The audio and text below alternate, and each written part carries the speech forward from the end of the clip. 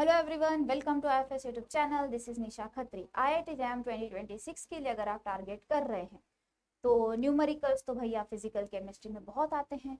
And ma'am time manage करें या accuracy पे ध्यान दें। टाइम मैनेज करने जाते हैं तो मिस्टेक ज़्यादा हो जाती हैं, मोस्टली सिली मिस्टेक्स होती है जो बाद में रियलाइज़ होता है कि भैया बहुत ही फालतू मिस्टेक की थी हमने। तो ऐसी कौन सी मिस्टेक्स हैं जो जनरली होती हैं और उनको अवॉइड कैसे करना है, ऐसी कौन सी चीज़ जिसमें आपको ध्यान देना है ताकि आप मिस्टेक्स वो ना कर पाए। क्योंकि टाइम मैनेजमेंट और एक्यूरेसी दोनों पे ही ध्यान देना है, दोनों को साइमल्टेनियसली इम्प्रूव करना है।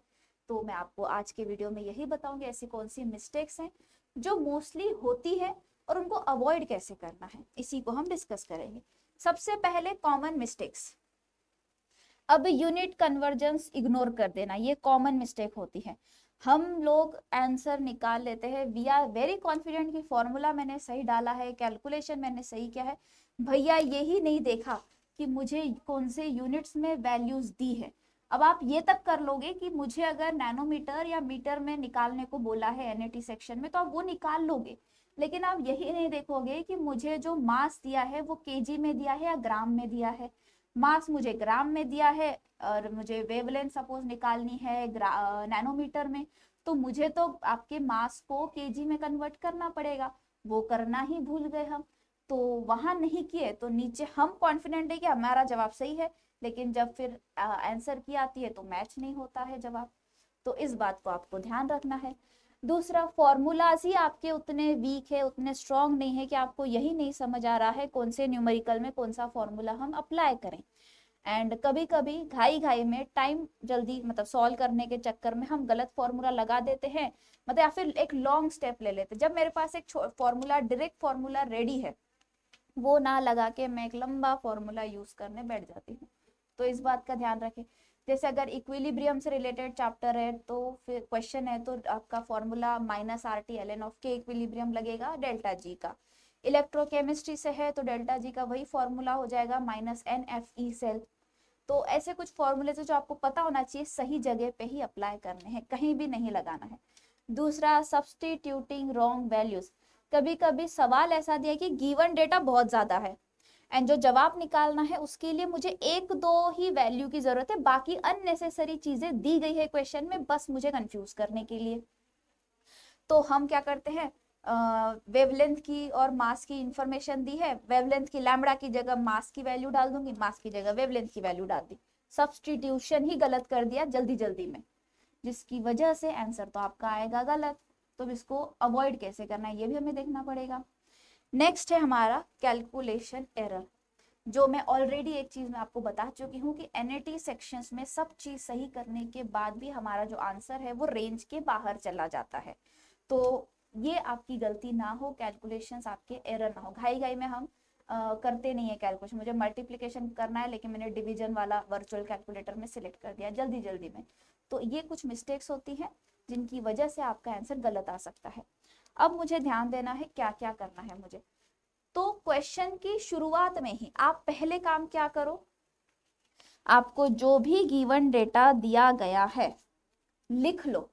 हम जैसे 11th और 12th में हम बोर्ड्स के एग्जाम में गिवन डेटा लिखते हैं, यहाँ हमें लगेगा क्यों लिखे, उसके मार्क्स छोड़िए, स्टेप्स के मार्क्स नहीं, सीधा फाइनल आंसर के मार्क्स से, तो ये गलती ना करें। गिवन डेटा लिख लें खुद के, इसमें जब आप लिख लेंगे एक जगह तो आपको क्लैरिटी रहेगा क्या क्या दिया है, किसकी वैल्यू क्या है।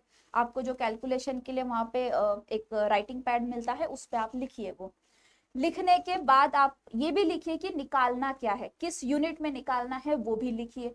Then you go for unit conversion. अब देखो क्या मुझे मास ग्राम में दिया है, केजी में दिया है, किस में दिया है, वेवलेंथ नैनोमीटर में या मीटर में निकालनी है, लेकिन मास मुझे ग्राम में दिया है तो केजी में कन्वर्ट कर दो, केजी में ही दिया है तो कन्वर्जन की जरूरत नहीं है।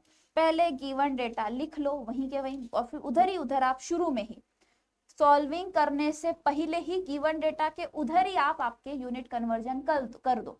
किलो जूल में जवाब निकालना है, आर की वैल्यू तो जूल में रहेगी तो ऊपर ही उसको किलो जूल में कन्वर्ट कर दो, नीचे आप जल्दी जल्दी में भूल सकते हैं, ये काम आपको करना है। दूसरा, देखिए निकालना क्या है, उसमें से कौन सी वैल्यूज गिवन डेटा में ऐसी कौन सी वैल्यूज है जो मेरे काम की है। टेक योर टाइम, यहाँ पे आपको आपका समय लेना है। थोड़ा यहाँ पे रुके 5-10 सेकेंड, सोचे क्या दिया है, कौन सा फॉर्मूला लगाना है। यहाँ you can take your time, शांति से आपको देखना है। घाई घाई में आप दूसरा फॉर्मूला लगा देंगे, जवाब आ नहीं रहा है, प्रोसेस आपकी लंबी हो जाएगी। सो टेक योर टाइम, देखिए क्या मेरे पास कोई फॉर्मूला है जिससे मेरा आंसर जल्दी निकले, तो यहाँ पे आपको समय लेना है। पूरा सॉल्व करने के बाद क्या करना है, लास्ट में 10 सेकेंड लीजिए अपने कैलकुलेशंस को रीचेक करने के लिए। क्या मैम फिर से कैलकुलेट करने बैठे? नहीं, आप देखिए आपके फॉर्मूला सही लिया है, फॉर्मूले में जो वैल्यूज डाले हैं क्या वो सही लिया है आपने, ये काम आपको करना है। अब फाइनल चेक तभी होगा जब आप राइटिंग पैड पे अच्छी तरीके से लिखोगे कि क्या निकालना है, क्या दिया है, कैलकुलेशन पूरी अगर आप वहां अच्छे से लिखोगे तो रीचेक आप कर पाओगे। अगर वहीं कुछ के कुछ करके लिखा है, को एक्स की वैल्यू यहाँ लिखी है, वाई की वैल्यू यहाँ लिखी है राइटिंग पैड में ही, तो एंड में आप ही कंफ्यूज हो जाओगे, रीचेक आप सही तरीके से नहीं कर पाओगे। तो इन बातों का आपको ध्यान रखना है ताकि न्यूमेरिकल सॉल्व करते टाइम आपका कोई भी गलती ना हो। बाकी जो एस्पायरेंट्स 2027 IIT जैम के लिए टारगेट कर रहे हैं, तो आपकी 17 नवंबर से चैंपियन बैच 6.0 स्टार्ट हो चुकी है। संडे तक 20% ऑफ चल रहा है, संडे के बाद ऑफर आपका कम हो जाएगा। कूपन कोड अगर आप अप्लाई करेंगे IFAS20 then you will get 20% discount. अब ये बैच आपकी लाइव बैच है, लाइव लेक्चर्स के रिकॉर्डेड फॉर्म में भी वीडियोस आपको दिए जाएंगे, हर लेक्चर के DPPs आपको मिलेंगे, संडे टेस्ट भी आपको यहीं पे मिलेंगे। मतलब हफ्ते में 6 दिन आप पढ़ेंगे और 7वें दिन जो भी आपने पढ़ा है इन 6 दिनों में उसी के ऊपर आपका टेस्ट रहेगा। एंड टेस्ट का फॉर्मेट आपके बिल्कुल IIT जैम जैसा ही है। नेक्स्ट, जो students IIT jam 2026 and CUET PG 2026 के लिए टारगेट कर रहे हैं, तो उनके लिए प्रैक्टिस करने के लिए क्वेश्चंस IFS के वेबसाइट पे अवेलेबल हैं। इवन आपको PYQs previous year question paper भी वहीं मिल जाएंगे, क्योंकि अभी टाइम हाई चल रहा है, सारे टॉपिक्स कर नहीं सकते, तो कौन से टॉपिक्स करने हैं कौन से छोड़ने हैं ये आपको पेपर एनालिसिस से पता चलेगा। और ये एनालिसिस आपको IFS के वेबसाइट पे फ्री ऑफ कॉस्ट अवेलेबल करके दिया गया है। CUET PG के लिए जो एस्पायरेंट्स टारगेट कर रहे हैं उनके लिए topic wise 45 free test available है IFS के वेबसाइट पे। मॉक टेस्ट है वो आपकी टॉपिक वाइज, MCQ फॉर्मेट के ही क्वेश्चन आपके CUET PG में आते हैं, तो उसी फॉर्मेट के क्वेश्चंस आपको वहां मिल जाएंगे।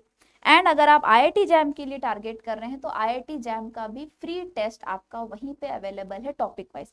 अब IIT जैम के टेस्ट में आपको MCQ, MSQ, NAT तीनों फॉर्मेट के क्वेश्चन वहीं मिल जाएंगे। तो आज के वीडियो को हम यहीं एंड करते हैं। Thank you so much, happy learning, bye bye.